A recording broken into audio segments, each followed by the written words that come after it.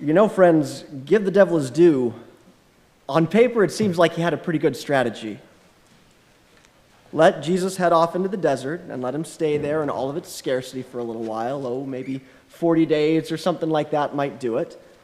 And then, after he's become hungry and grumpy from lack of good food and entertaining company, after he's become tired from 3 fortnights without a comfortable bed, after he's become restless from going so long without any access to Instagram or Netflix or Spotify or even YouTube, then it's time to strike.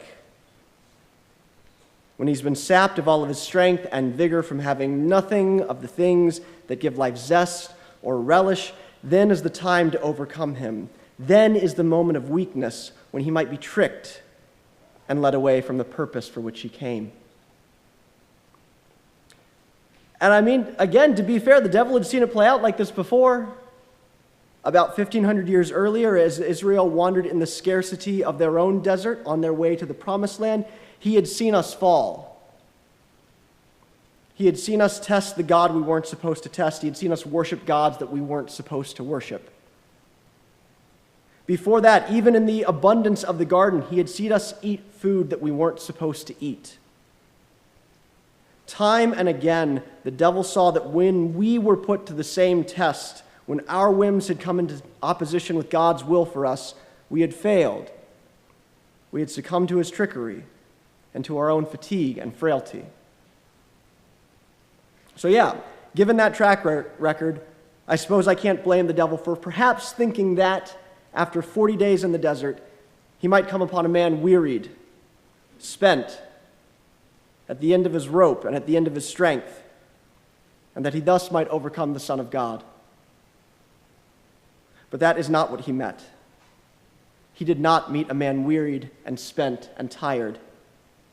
He met instead an athlete in full stride, and he was crushed under his feet.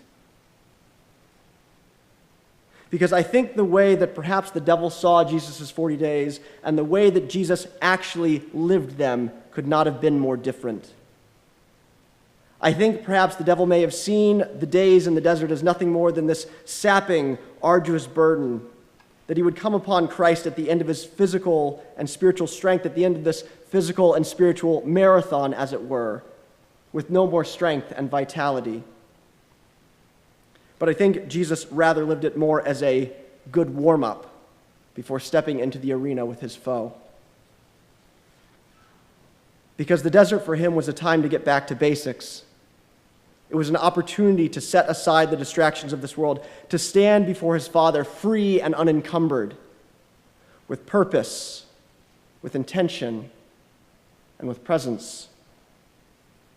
It wasn't so much about taking on all these extra spiritual tasks and burdens as it was stripping away the accumulated cares of this world, peeling back the layers, as it were, and day by day coming into deeper encounter with the living God. It was a time to forego the good things of this world, to be reminded more clearly of what he truly lived on, the surpassing good of the Father and the love they share in the Spirit.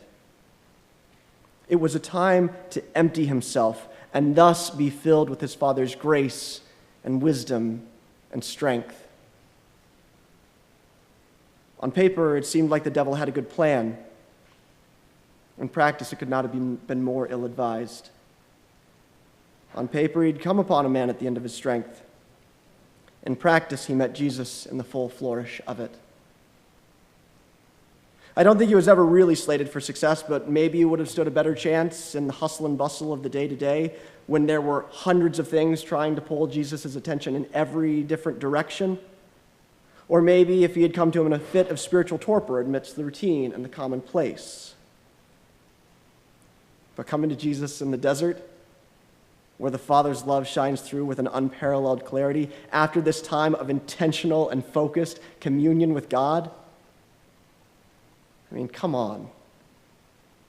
He never stood a chance. And friends, so it can be with us. So it is meant to be with us. We find ourselves once again at the outset of our own time in the desert. How will we see it? How will we live it? If we choose, we can take it on as nothing more than another arbitrary spiritual burden, an obligation put on us by Holy Mother Church to sap us of our strength and diminish us in our vitality. It can leave us vulnerable and reeling and spent, staggering into the Easter celebration. But it doesn't have to. Yes, Lent can be challenging in many ways. I don't want to dismiss that out of hand. And in many ways, it should be. It should ask something from us. It should stretch us. And we should find some splinters of the cross in these coming days. But if that's all we see it as, we might fail to see it for what it's most truly meant to be. A time of deep and intentional encounter with the living God, who is our joy and our peace and our strength. The practices of Lent, prayer, fasting, and almsgiving, they're not meant to be primarily just another set of spiritual tasks that we pile up on top of our already crammed schedules. They're not a way by which we might impress God and earn his love. They are meant to be an invitation to get back to basics, to set aside some of the distractions and disentangle ourselves from all of the unnecessary things that we too easily get caught up in.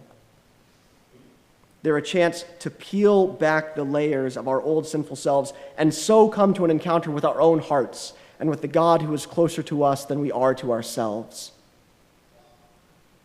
Friends, the Spirit himself leads us, beckons us into the desert, because he knows that there, unlike anywhere else, we can find how the Father's strength lies within us.